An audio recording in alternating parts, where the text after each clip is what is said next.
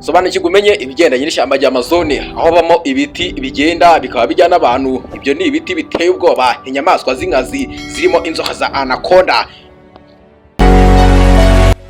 Ibindi ukwiye kumenya kuri ishyamba rya Amazone nuko harimo ibiti bisaga miliyari 390, aho ibyo ni ibiti bigabanyije mu moko ibihumbi 10.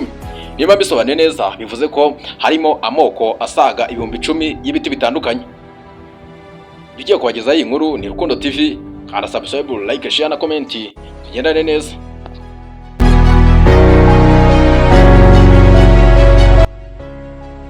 Aho ari mu mwaka wa 2013 nibwo abashakashatsi b'Abafaransa bikojeje muri ishyamba rya Amazone. Batangaje ko iri shyamba ribamo amoko y'inyoni asaga 1998.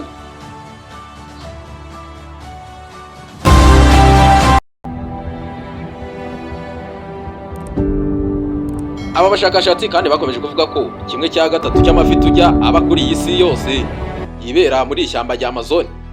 Aho ni 1/3, bivuze ko iri shyamba rya Amazone imigezi yaho yikubiye 1/3 cy'amafi aba kuri iyi si.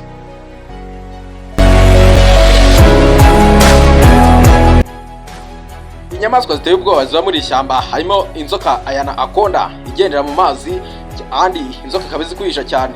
Iyi nzoka ikaba igenda ibirometero 6 ku isaha.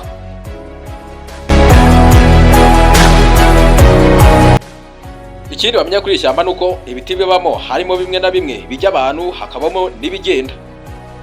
Ako ni agashya kavumbuwe n'abashakashatsi b'Abafaransa muri iryo tsinda ribajya ryatembeye.